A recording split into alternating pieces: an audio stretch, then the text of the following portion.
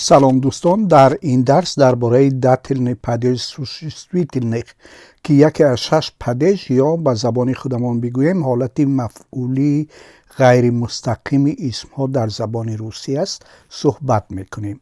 داتلنی پدیج سوشیستویتلنی وقت استفاده می شود که اسم در جمله چیز یا کسی باشد که عمل به سوی آن نگرانیده شده باشد. مثلا وقتی ما در زبان خودمان میگوییم من پول را به برادرم فرستادم، در این جمله برادر کسی است که عمل به او نگرانده شده است. یا مثلا اگر بگوییم که من به نزد میز رفتم، کلمه میز چیزی است که عمل به آن نگرانده شده است. بیایید اکنون همین جمله ها را به روسی ترجمه میکنیم. من پول را به برادرم فرستادم به زبان روسی می شود یا отправил деньги брату. یا من به نزد میز رفتم به زبان روسی می شود یا подошел к столу. خب من عموما این جمله ها را برایتان ترجمه کردم، اما برای آنکه کار شما آسان شود من در این متن کلمه های هم معنا را با همون یک رنگ نشان دادم که شما بفهمید که هر کلمه که رنگاشان به هم یکسان هستند هم معنا هستند. در این جمله های روسی کلمه های برات و ستول اسم های جنسیت مردانه هستند که عمل به آنها نگرانده شده است و پایانه یا окончание او به آنها اضافه شده است. یعنی اگر اسم های جنسیت مردانه روسی که با هم صدا تمام می شوند یا طوری که در درس 13 گفته بودیم پایانه یا окончание ندارند، در شرایط استفاده شوند که عمل به آنها نگرانده شده باشد پایانه یا окончание او می گیرند. انا با همین پایانه او آمدن این گونه اسمهای جنسیت مردانه را میگوییم این اسمها در شکل داتلنی پدیج آمدند. داتلنی پدیج را در زبان ما حالت مفعولی غیر مستقیم میگویند. مفعول از کلمه فعل گرفته شده و معنایش چیزی است که کار یا عمل به آن تاثیر رسانده است. در این جمله های بالا هم دیدیم که فعل های فرستادم و رفتم به کلمه های برادر و میز به گونه تاثیر رساندند. چند جمله دیگر را میبینیم. بابایم اسبش را به درخت بست که ترجمهش میشود мой дед привязал своего коня к дереву. к дереву به درخت میشود. یا جمله دیگرش به تیرزه نزدیک نشوید که ترجمهش می شود не подойдите к окну. در این جمله های روسی می بینیم که اسم های دیرو درخت و اکنا تیرزه که اینها شکل های حالت فاعلی یا شکل های حالت ایمنیتلنی این کلمه هاست که هر دو اسم جنسیت خونسا یا سردنی رود هستند، به خاطر که با فعل های پریویزد و پدایتی پیوست شوند صدانا که آرا در آخرشان که همان окончание این کلمه ها هست از دست دادن و به جای آن صداناک یا окончание او را قبول کردند و به همین واسطه در شکل داتلنی پدیج آمدند. اینجا ببینید مثلا کلمه دیرو آ را از دست داده است و او گرفته است و به همین ترتیب در حالت داتلنی پدیج آمده است. یا کلمه اکنا آی آخرش را از دست داده است و به جای آن او گرفته است و به همین واسطه در شکل در شکل داتلنی پدیج آمده است. چند مثال دیگر رو میبینیم. احمد برای خواهرش تحفه خرید که ترجمهش میشود احمد کوپیل پدرک سیستری. یا جمله دیگر سربازان در سرتاسر کوچه میدوند. Солдаты бегут по улице. در این جمله ها کلمه سیسترا که ترجمهش خواهر است در شکل چی آمده است؟ داتلنی پدیج آمده است. کلمه سیسترا که در ایمنیتنی پدیج در آخرش ا دارد، اش را از دست داده است و به جای آن ای آمده است. کلمه سیسترا دارای جنسیت زنان است. و در جمله دیگر солдаты бегают по улице که ترجمهش در این بالا آمده. по улице، کلمه улица در این جمله در شکل حالتی مفعولی غیر مستقیم یا در شکل داتلنی پدیج آمده است که حرف ای آخرش را از دست داده است. کلمه خودش اصلش در ایمنیتلنی پدیج улица است، اما به خاطر اینکه در داتلنی پدیج بیاید ای آخرش را از دست داده است و ای در آخرش گرفته است. کلمه улица هم جنسیتش چی است؟ زنانه است. خب در جدول پایان میبینیم که پایانه اسم ها در داتلنی پدیج چگونه تغییر میکنند. این مثال ها را اکنون در یک جدول چیکار میکنیم؟ خلاصه میکنیم و میبینیم. در این جدول در ستون اول اسمای جنسیتی مردانه، اسمای جنسیتی زنانه و اسمای جنسیتی خنثی گفته شده است. و در ستون دوم شکل همین اسم ها بگیم در ایمنیتلنی پدیج آمده است، یعنی در حالت فاعلی آمده است. و در ستون سوم همین کلمه ها در چیز آمده است؟ شکل داتلنی پدیج یا حالت مفعولی غیر مستقیم آمده است. ما برای اینجا کلمه ها رو برایتان آوردیم که در این رده اول ببینید اسم های چی هستند؟ جنسیتی مردانه گفته است. همه اینها اسم های جنسیتی مردانه هستند که پایانه یا اکنچنی آنها از همدیگر چی میکند؟ فرق میکند و پایانه یا اکنچنی این کلمه ها همشون با رنگ سرخ نشان داده شده است. هدف از آوردن این نمونه کلمه ها این است که ما نشان بدهیم که کلمه هایی که به اینها مانندند در داتلنی پدیج چی شکل رو میگیرند. مثلا کلمه هایی که دارای جنسیتی مردانه هستند و با هم صدا تمام میشوند در شکل داتلنی پدیج در آخرشان چی میگیرند؟ پایانه یا اکنچنی او میگیرند. کلمه هایی که جنسیتی مردانه هستند و با ا تمام میشوند یعنی اکنچنی ا در آخرشان دارند پایانه یا اکنچنی ای میگیرند. مثلا واوی میشود. واو نامی آدم است، نامی پسر بچه است و وقتی که در شکل داتلنی پدیج میاد در آخرش به جای ا چی میگیرد؟ ای میگیرد. یا کلمه دیاده که معناش امک یا تقایی است و باید تمام می شود وقتی که در شکل داتلنی پدیج می آید در آخرش چی می گیرد؟ ای می گیرد. دیاده.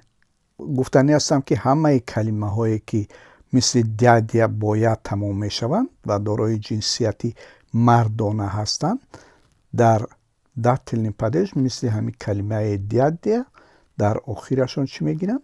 ای می گیرند. یا کلمه کرای که با ی تمام می شود و دارای جنسیتی مردانه هست در آخرش چی می گیرد؟ پایانه یا اکنچنی یو می گیرد. مثلا کرای، کرایو. کرای به معنای یک دیار، یک سرزمین و معنایش دیار یا سرزمین است. یا مثلا کلمه رای که معناش بهشت است میشود رایو، یا کلمه سرای که معنایش خوب بگیم انبار باشد میشود سرایو، یعنی یه تبدیل به یو میشود در این کلمه ها در شکل داتلنی پدیش. یا کلمه های جنسیتی مردانه که در آخرشان علامت جدایی دارند مثل کلمه دین که معنایش روز است، در آخرشان چی میگیرند؟ یو میگیرند. مثلا دین میشود نیو. فهمیدی؟ و این برای اسمهای جنسیتی مردانه بود. حالا ببینیم که اسمهای جنسیتی زنانه چگونه تغییری شکل میکنن وقتی که در شکل داتلنی پدیج می آیند. مثلا کلمه کنیگا که با ا تمام میشد و همه کلمه هایی که با ا تمام میشن و جنسیتی زنانه دارند وقتی که در حالت داتلنی پدیج می آیند ای آخرشان تبدیل به چی میشد؟ به ای. مثلا کنیگا کنیگه می شود. رابطه مثلا اگر باشد رابطه می شود. سیسترا باشد سیستری می شود. یا کلمه دیگر رو ما بگیریم که نیانیا هست. این هم اسم جنسیتی زنانه هست که پایانه یا اکنچانی یا دارد و همه اسم های مانند این کلمه نیانیا که باید تمام می شوند در آخرشان در حالت آمدن در داتلنی پدیج یاشون تبدیل به ای می شود. مثلا نیانیا نیانی می شود. یا مثلا تیوتیا که اما یا خاله است می شود تیوتی. و اینجا می بینید کلمه دیگر رو ما داریم که ارمی است. معناش ارتش است. و این کلمه هایی که با یا تمام می شوند در حالتی که در داتلنی پدیج بیان در آخرشان چی می گیرند؟ دو تا ای می گیرند. مثلا ارمیا می شود ارمی. ستانسیا می شود ستانسی. اینستانسیا می شود اینستانسی. کالیتسیا می شود کالیتسی. یا کلمه دویر رو اگر بگیریم که این هم دارای جنسیتی زنانه است و با علامت جدایی تمام می شود و معنایش در است. وقتی که در حالت داتلنی پدیج می آید در آخرش به جای علامت جدایی چی می گیرد؟ ای می گیرد. یعنی همه کلمه هایی که با علامت جدایی تمام می شوند و جنسیتی زنانه دارند در حالت در شکل داتلنی پدیج آمدن علامت جداییشان تبدیل می شود به چی؟ به ای. و اسمهای جنسیتی خونسا رو می بینیم. مثلا کلمه اکنو که دارای جنسیتی خونسا است و معنایش تیریزه است و مثل همین کلمه اکنو همه کلمه هایی که با او تمام می شوند و دارای جنسیتی خونسا هستند در حالت در داتلنی پدیج آمدنشون اوهشون تبدیل به چی می شود؟ به او می شود. مثلا اکنو می شود اکنو. دنو می شود دنو. لیتسو که روی هست معنایش می شود لیتسو. یا کلمه ابرزوانی رو می گیریم. یعنی این هم دارای جنسیتی خونسا هست و در آخرش چی دارد؟ پایانه یا اکنچانی ای دارد. همه اسم های دارای جنسیتی خونسا که با ای تمام میشن یعنی اکنچانی ای دارن در صورت در شکل داتلنی پدیج آمدن ایشون تبدیل به چی می شود؟ یو می شود. مثلا ابرزوانی می شود ابرزوانیو. لیچینیه می شود لیچینیو. یا کلمه های که در آخرشون میا دارند، میا من اینجا با رنگ سرخ نشان دادم و مثل وریمیا، مثل ایمیا، مثل پلامیا و اینها دارای جنسیتی хунсо ҳастанд, дар сурате ки дар шакли датни падеж биёянд, ин яашон табдил ба чӣ мешавад? Эни мешавад. масалан времени, имени, пламени ва темени ва монанди инҳо. хуб, ин буд дар бораи поёнаҳо ё окончанияҳои исмҳои ҷинсияти мардона, исмҳои ҷинсияти занона ва исмҳои ҷинсияти хунсо дар ҳолати дар шакли датни падеж омадан дар забони русӣ. исмҳо дар шакли датни падеж ба саволҳои каму, чиму, ки тарҷумааш ба кӣ ва ба чӣ мешавад, ҷавоб медиҳанд. масалан, я пишу письмо сестре, ки калимаи сестре дар шакли датни падеж омадааст ва савол барои ин калима мешавад: я пишу письмо кому? ҷавоб медиҳем: я пишу письмо сестре. ё агар бигӯем я прикрепил нож к поясу, ки калимаи поясу дар шакли датни падеж омадааст ва ба саволи я прикрепил нож к чему ҷавоб медиҳад.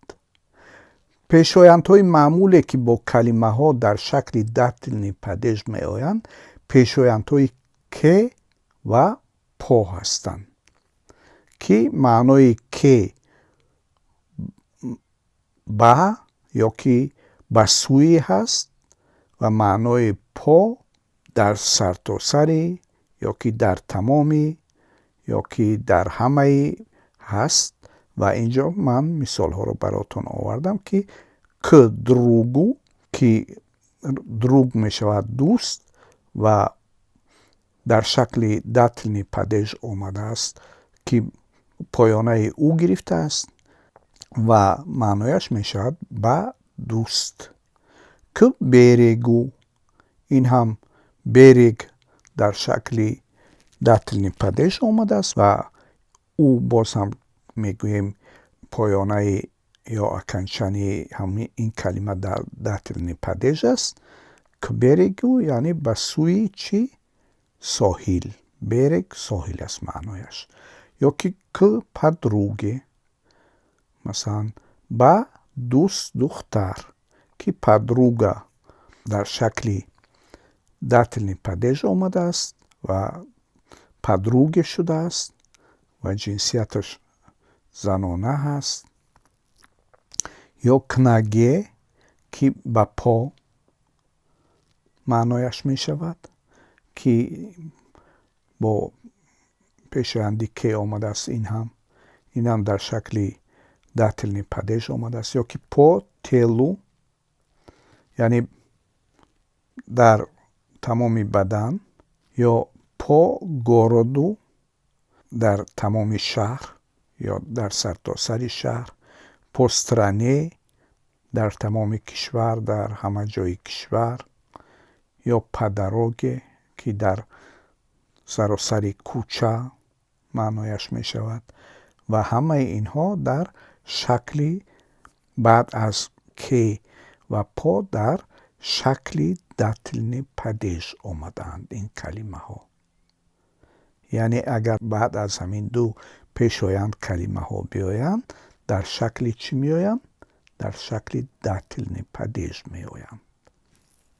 дӯстон, ман дар ин ҷо рӯйхате аз феълҳоро овардаам, ки бо ин феълҳо агар калимаҳо биёянд, пайваст шаванд бо ин феълҳо, дар шакли датни падеж меоянд. ва масалан звонит ё позвонит кому? масалан позвонит брату. мешать, помешать, масалан ба кӣ, яъне ба кӣ халал расондан, ки мешавад масалан мешать учительнице, масалан як талаба халал расондааст ба муаллима. ё напоминать, напомнить кому? напомнить матери, масалан ба ёди модар чизеро овардан. ё нравится, понравится, که این هم می شود کمو، یعنی нравится، понравится یعنی معقول شدن، خوش آمدن به کسی، به کی. مثلا понравится аудитории، понравится зрителю یعنی به تماشابین معقول شدن. خب چیزی که میخواهم از شما خواهش کنم این است که این فعل ها رو در یادتون بگیرید و تکرار بکنید و در یادتون بگیرید که کلمه ها یکی با این فعل ها پیوست میشن، یعنی این فعل ها به آنها تأثیری میرسونن یا این فعل ها به آنها نگرانده شدن در شکل چی میآیند؟ در شکل داتلنی پادیج میآیند. و در چی شکل میآیند؟ وابسته به این است که آنها یا جنسیت زنانه هستند یا مردانه هستند یا خنثی هستند که از اون جدول میتوانید ببینید و انتخاب بکنید و میتونید با این فعل ها مشق بکنید، کلمه ها رو با اینها پیوست بکنید تا اینکه مشق یاد گرفتن استفاده کلمه های زبان روسی در داتلنی پادیج برایتون شود. چیز دیگری که میخواهم درباره این فعل ها یادآور شوم این است که مثلا بعضی از دوستان درباره این فعل ها میپرسند که مثلا ادوات یا که ادات فرقش چی است، یا اتویچاید اتویتید فرقش چی است، یا پسلات هر دوش یک معنا است اما فرقش چی باشد گفته. و در این باره یکی از درس هامون رو در آینده برایتان اختصاص خواهیم داد. خوب این هم البته بخشی اولی درس درباره استفاده کلمه ها در شکل داتلنی پادیج در زبان روسی بود. ما در درس آینده اکنون درباره موردهایی که کلمه ها در شکل داتلنی پادیج در جمله ها استفاده می شود، در کدام حالت ها استفاده می شود و برای چی استفاده می شود معلومات خواهیم داد. تنها از شما خواهش میکنیم که این درس ها رو دنبال بکنید، با دوستانتان هم پیوند این درس ها رو بفرستید تا اینکه این درس ها بتواند برای هر کسی که نیازمند هست به اینها کمک بکند. موفق باشید تا دیدار بعدی.